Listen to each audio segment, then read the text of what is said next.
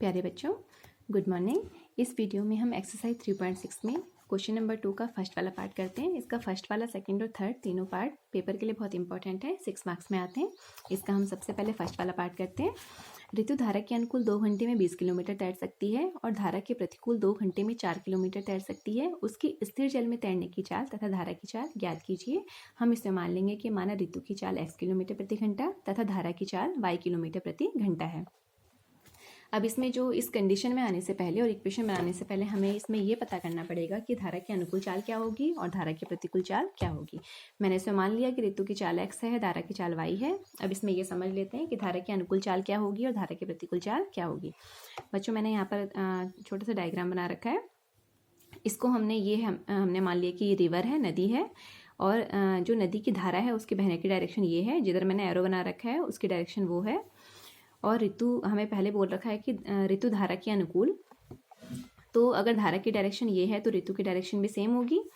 बच्चों, अब इसमें ये है कि अगर ऋतु धारा की डायरेक्शन में तैर रही है तो ऋतु जल्दी जल्दी तैर पाएगी और कम समय में ही अधिक दूरी तय कर पाएगी। इसलिए तय कर पाएगी कि ऋतु की और धारा की डायरेक्शन सेम है। जो धारा की चाल है y, वो ऋतु की चाल x को हेल्प करेगी आगे तैरने में। तो इस स्थिति में जो चाल होगी वो हो जाएगी x प्लस वाई। ऋतु को ज़्यादा मेहनत भी नहीं करनी पड़ेगी और वो जल्दी जल्दी अधिक दूरी तय कर पाएगी, जल्दी जल्दी अधिक दूरी तक तैर पाएगी, क्योंकि दोनों की डायरेक्शन सेम है। और बच्चों, इस कंडीशन में कि धारा के प्रतिकूल, धारा की डायरेक्शन तो सेम है लेकिन जो ऋतु के तैरने की डायरेक्शन है वो अपोजिट है, धारा के प्रतिकूल है। तो हमने ये ले लिया कि ऋतु के तैरने की डायरेक्शन ये है। तो इस स्थिति में क्या होगा कि ऋतु को बहुत ज़्यादा मेहनत करनी पड़ेगी आगे तैरने में और उसे अधिक समय भी लगेगा। इसलिए लगेगा क्योंकि जो धारा की डायरेक्शन है वो अपोजिट है। इसलिए धारा की चाल जो है y, वो ऋतु को आगे बढ़ने में, आगे तैरने में रोकेगी। इसलिए ऋतु को ज़्यादा मेहनत करनी पड़ेगी। अगर ऋतु की चाल x कम हो जाएगी y से तो ऋतु आगे तैर नहीं पाएगी। तो हमें ऋतु को अपनी चाल x को हमेशा y से ज़्यादा रखना पड़ेगा जिससे कि वो आगे तैर पाए। तो इस कंडीशन में जो चाल होगी वो हो जाएगी x माइनस वाई। बच्चों देखो, मैंने यहाँ पर x माइनस वाई लिखा है, यहाँ पर y माइनस एक्स नहीं लिख सकते। उसका रीज़न मैं आपको बताती हूँ। y माइनस एक्स का मतलब हो जाएगा कि y बड़ा है, यानी कि जो धारा की चाल है वो ज़्यादा है। अगर धारा की चाल ज़्यादा है और ऋतु की चाल कम है तो ऋतु आगे नहीं तैर पाएगी।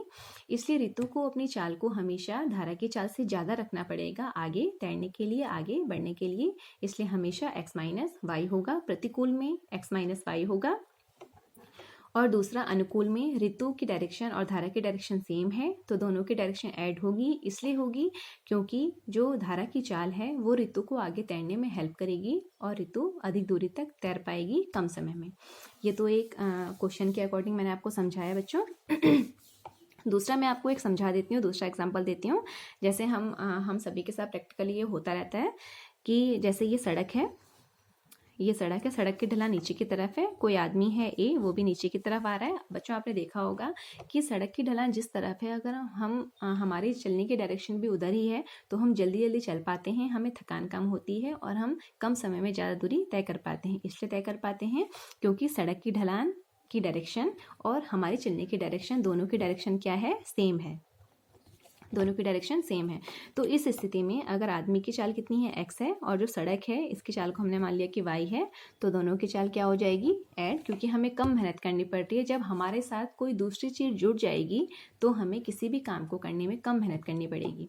ठीक है बच्चों। जैसे अगर कोई आदमी है, उसे अगर कोई काम पूरे 2 दिन में करना है, एक आदमी अगर 2 दिन में कोई काम कर पा रहा है, लेकिन अगर उसी आदमी के साथ कोई एक और आदमी जुड़ जाता है काम करने के लिए, एक और आदमी उसकी हेल्प कर देता है, तो वो दोनों मिलकर उस 2 दिन के काम को 1 दिन में ख़त्म कर पाते हैं।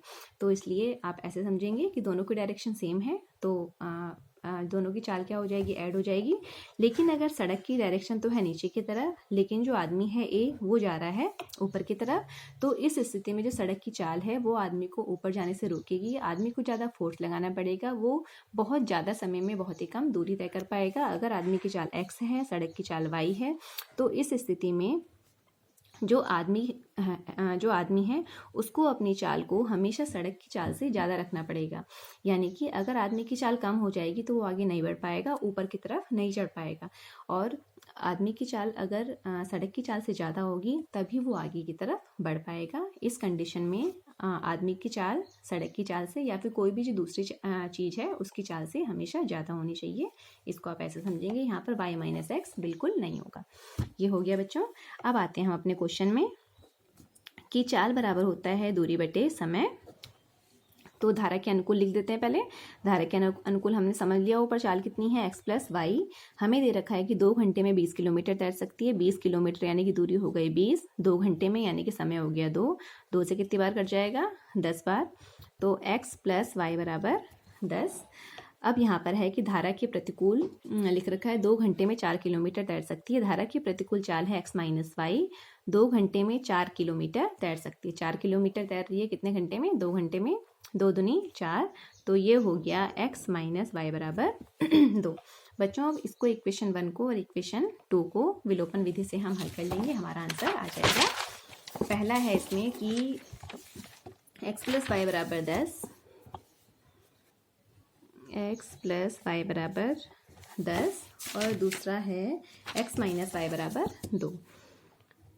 दूसरा है कि x माइनस वाई बराबर 2 इक्वेशन 2। इन दोनों को हम विलोपन से हल कर लेते हैं। ऊपर प्लस का y है, नीचे माइनस का y है, कैंसिल हो जाएगा। x plus X 2x is equal to 10 plus 2 हो जाएगा 12। तो x की वैल्यू कितनी आ जाएगी? 12/2। x का मान आ गया 6 किलोमीटर प्रति घंटा या 6 किलोमीटर पर आवर। ये तो आ गई हमारे पास x की वैल्यू। अब हम यहाँ पर x का मान रख देते हैं समीकरण 1 में बच्चों। x का मान समीकरण 1 में रखने पर, तो समीकरण 1 है हमारे पास कि x प्लस वाई बराबर 10, x का मान है 6 प्लस वाई बराबर 10, तो y का मान आ जाएगा हमारे पास 10 माइनस 6, y का मान आ गया 4 किलोमीटर पर आवर। यह आ गया बच्चों, x का मान आ गया हमारे पास 6 और y का मान आ गया हमारे पास 4। तो हम आगे आंसर में लिखेंगे कि ऋतु की चाल 6 किलोमीटर प्रति घंटा तथा धारा की चाल 4 किलोमीटर प्रति घंटा होगी। इस क्वेश्चन को बच्चों ऐसे करेंगे। नेक्स्ट क्वेश्चन में हम इसका सेकंड पार्ट, थर्ड पार्ट करेंगे। अभी आप इसका फर्स्ट वाले क्वेश्चन को अच्छे से समझेंगे कि धारा के अनुकूल और धारा के प्रतिकूल चाल x plus Y, x minus Y कैसे होगी। Thank you.